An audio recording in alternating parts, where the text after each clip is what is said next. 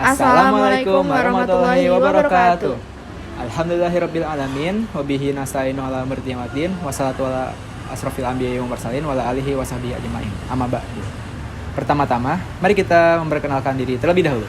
Saya Rafa Monarkan dengan NIM I022447 dan saya Nyaulan Nurul Fitri dengan NIM I02245057. Kami dari Universitas 11 Maret, Program Studi Arsitektur Angkatan 2024.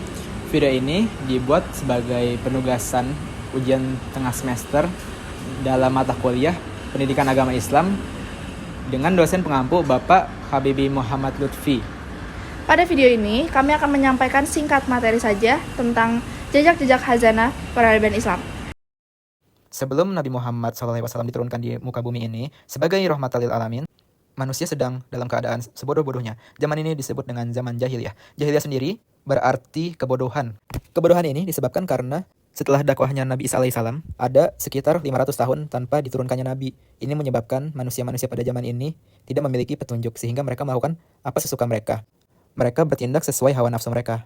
Saking bodohnya, mereka sampai menyembah patung yang mereka buat sendiri. Dan pada masa ini, derajat wanita ditindas seakan mereka tidak ada harga diri sama sekali. Dan manusia juga diperjualbelikan sebagai budak. Itu hanya beberapa contoh dari kebodohan-kebodohan yang dilakukan pada zaman ini. Sampai akhirnya lahirlah seorang bayi bernama Muhammad bin Abdullah. Nabi Muhammad SAW diturunkan sebagai rahmatan lil alamin atau rahmat bagi seluruh alam.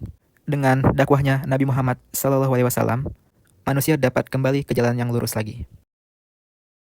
Waktu makin berlalu dan Islam semakin berkembang. Pada masa ini, umat Islam mencapai puncak kejayaannya. Periode emas ini terjadi pada masa kekuasaan dinasti Umayyah dan dinasti Abbasiyah. Pada masa ini, umat Islam mengalami perkembangan pesat dalam beberapa bidang, yaitu ilmu pengetahuan, ekonomi, arsitektur, sosial, dan militer. Salah satu pencapaian besar umat Islam pada masa ini yaitu Baitul Hikmah. Baitul Hikmah merupakan pusat studi, perpustakaan, dan universitas terbesar pada masanya. Tidak ada kaum lain yang bisa menandingi kejayaan Islam pada masa itu. Waktu makin berlalu dan Islam semakin berkembang. Pada masa ini, umat Islam mencapai puncak kejayaannya. Periode emas ini terjadi pada masa kekuasaan dinasti Umayyah dan dinasti Abbasiyah. Pada masa ini, umat Islam mengalami perkembangan pesat dalam beberapa bidang, yaitu ilmu pengetahuan, ekonomi, arsitektur, sosial, dan militer. Salah satu pencapaian besar umat Islam pada masa ini yaitu Baitul Hikmah. Baitul Hikmah merupakan pusat studi, perpustakaan, dan universitas terbesar pada masanya. Tidak ada kaum lain yang bisa menandingi kejayaan Islam pada masa itu. Lalu datanglah periode masa kemunduran Islam. Kemunduran ini diawali dengan diserangnya kota Baghdad oleh para pasukan Mongol. Islam kalah dalam peperangan ini, dan kota Baghdad dibakar hangus. Lalu umat Islam juga mengalami kekalahan dalam perang salib. Pada masa ini, Islam memang mengalami masa-masa yang sulit. Setelah mengalami masa-masa yang sulit, terlahirlah beberapa tokoh dan pemikir yang akhirnya bisa membangkitkan Islam kembali. Periode ini disebut dengan Islamic Renaissance. Setelah zaman kemunduran, terdapat juga zaman kebangkitan pada tahun 1800 sampai 1960. Pada zaman kebangkitan ini merujuk pada periode di mana masyarakat muslim mulai berusaha memperbarui dan menghidupkan kembali warisan budaya, ilmiah, dan spiritual Islam. Setelah zaman kebangkitan, terjadi juga zaman modern. Zaman modern dalam konteks peradaban Islam ini menunjukkan periode yang dimulai dari akhir abad ke-20 hingga saat ini, di mana dunia Islam mengalami berbagai perubahan signifikan dalam bidang sosial, politik, ekonomi, dan budaya. Zaman modern ini juga menunjukkan dinamika yang kompleks di dalam dunia Islam, di mana masyarakat berusaha menyeimbangkan antara tradisi dan modernitas, serta beradaptasi dengan tantangan global yang terus berkembang. Halo semua, di sini aku mau wawancara satu orang. Dengan Mbak siapa di sini? Yasmin dari Arsitektur 23. Oke, Mbak Jasmine, aku boleh nanya-nanya sedikit ya, Mbak? Boleh. Oke, jadi karena materi ini adalah tentang jejak-jejak peradaban Islam. Nah, pertanyaanku itu, menurut Mbak Jasmine nih, zaman sekarang itu tuh kepengaruh nggak sih sama jejak-jejak peradaban Islam yang udah ada? Terus kalau iya, dampaknya itu apa ya, Mbak?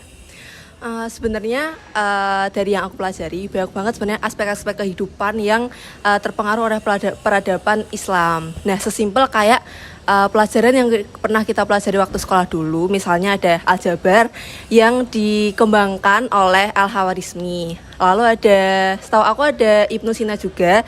Jadi dia itu tokoh Islam yang mengembangkan tentang ilmu kedokteran. Nah, terus selain itu di lingkup kita, di lingkup arsitektur ini banyak banget pengaruh peradaban Islam. Contohnya seperti model arsitektur yang berkubah, banyak lengkungan, dan adanya kaligrafi di dalam sebuah bangunan. Itu menurut aku dampak dari peradaban Islam yang bisa kita lihat dan rasakan sampai sekarang gitu sih. Wah, ternyata banyak juga ya. Terima kasih banyak Mbak Jasmine. Halo guys, kali ini saya bersama Mas Garuda di sini. Oke, Mas Garuda, saya mau nanya nih, kira-kira apa aja sih bukti nyata perkembangan Islam yang bisa dilihat gitu di Indonesia? Kalau dari arsitekturalnya sendiri itu menurut saya ada contohnya itu dari Masjid Agung Banten sama Masjid Raya Aceh. Lalu kemudian kalau misalkan kita pandang dari sudut sosialnya itu dari organisasi Islam besar di Indonesia kayak Nahdlatul Ulama sama Muhammadiyah itu udah berperan banyak juga di bidang kesehatan, pendidikan, dan sosial. Kalau misalkan di pendidikan itu contohnya mereka tuh udah membangun pondok pesantren berbasis NU atau Muhammadiyah atau cuman sekolah biasa yang berbasis Muhammadiyah itu. Terus kalau dari kesehatan juga kita juga pernah dengar rumah sakit berbasis Muhammadiyah gitu. Terus juga kalau dari bagaimana bisa warga Indonesia ini mayoritas beragama Islam tuh awalnya bermula dari banyak pedagang dari luar negeri tuh yang datang ke sini. Mereka tuh kebanyakan beragama Islam, jadi mereka secara tidak langsung sambil berdagang juga sambil mengajarkan agama Islam, disebarkan luaskan gitu. Baik, terima kasih Mas Garut. Halo semua, untuk kali ini aku bakal wawancara satu orang lagi. Dengan Mbak siapa? Nafi. Oke, Mbak Nafi, aku sebelumnya mau ngasih tahu kalau kita ini materinya tentang jejak-jejak hasanah peradaban di Islam. Nah, untuk pertanyaannya sendiri, aku mau tanya kalau misalkan di Indonesia ini kota-kota apa aja sih yang terpengaruh sama jejak-jejak peradaban Islam? Menurutku kota-kota yang berpengaruh sama penyebaran Islam di Indonesia itu ada Aceh dan Demak. Kalau contohnya sendiri itu apa ya, Mbak? Kalau contohnya kalau di Aceh itu kan terkenal dengan sebutan wilayahnya yaitu Serambi Mekah, dan mereka yang unik yaitu masih menerapkan hukum-hukum Islam dalam pemerintahannya. Terus kalau untuk Demak itu tuh ada beberapa wali yang berasal dari kota Demak.